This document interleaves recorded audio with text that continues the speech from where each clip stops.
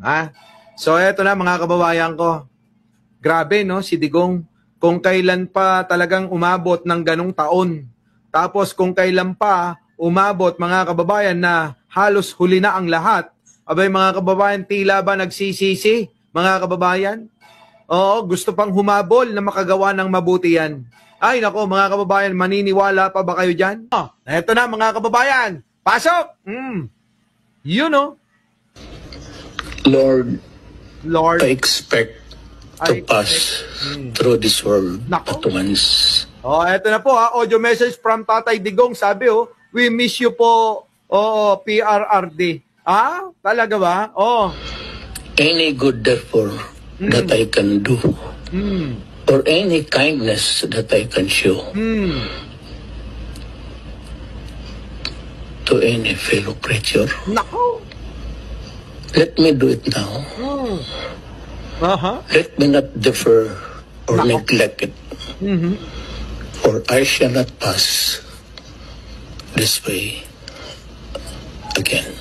Nakasulat, huwag kayong matuwa sa pagbagsak ng kaaway, bagkus ipagdasal nyo, at huwag hahamakin ang naghihirap sa kaparusahan, dahil nakasulat, ang di magpatawad ay di mapapatawad, kaya higit pa sa di pagpatawad ang ginawa nyo, pag-uuyam sa Diyos, Jesus.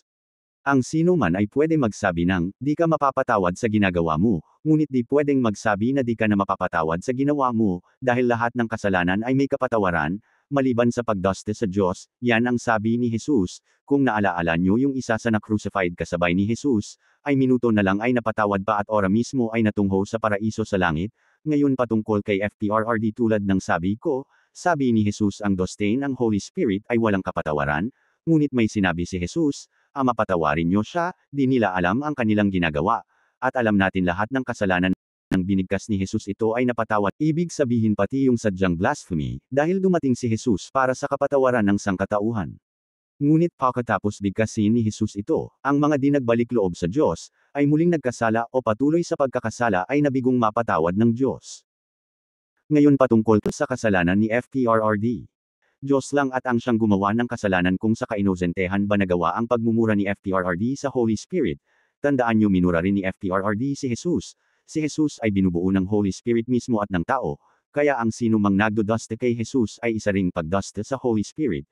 At tandaan niyo noong sinabi ni Jesus yun, ay tao pa ang taong Jesus noon, ngunit mula nang iniakyat ng Ama si Jesus sa sarili niya, Ama, ay ginawa ng Ama na Diyos na rin si Jesus, upang sila'y lahat-lahat ay sa iisang Diyos.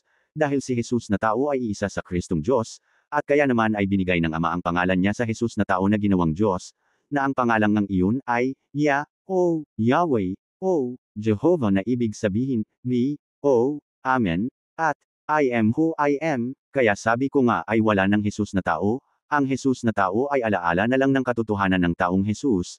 Kaya kung sa puso at isipan ni FPRRD ay inosente siya ng ginawa niya yun, na siya ring kung katotohanan nga sa kaalaman ng Diyos, ay maari pang mapatawad si FPRRD at makapasok sa langit, ngunit nakasulat, may tumatawag na Lord, Lord, Lord, ngunit di sila makakapasok sa langit. Sinasabi ko kay FPRRD kung gusto niya talagang makamtan ang kapatawaran at makapasok sa langit, ganito ang gawin niya, di ito kawalang saysay na sasabihin ko, isauli mo po, lahat, FPRRD ang mga ninakaw mo sa gobyerno, ayon sa mga balita, yung iba ipamigay mo sa mahihirap, ito ang sinabi ni Jesus, at magsisi at humingi ng kapatawaran.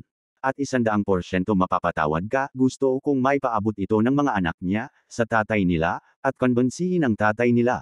Pag di nila ginawa, sinasabi ko sa ginawa nilang yan di sila makakapasok sa langit, at sumpa ang makakamtan nila, at kung ito'y ginawa ni FPRRD, sinasabi ko, yung mga nangurakot kung di nila isa sa uli o di nila gawin ang sinabi ko, ay susumpain sila ng Diyos at ni Jesus.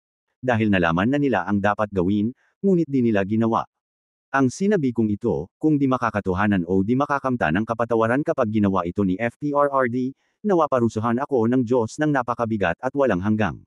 Ang mga aral ko ay seliado ng katagang, kung mayroong konting pag-aalinlangan o paghihinala o kasinungalingan o mali siya at pagkahipokrito, nawa hatolan ako ng Diyos ng napakabigat at walang hanggang.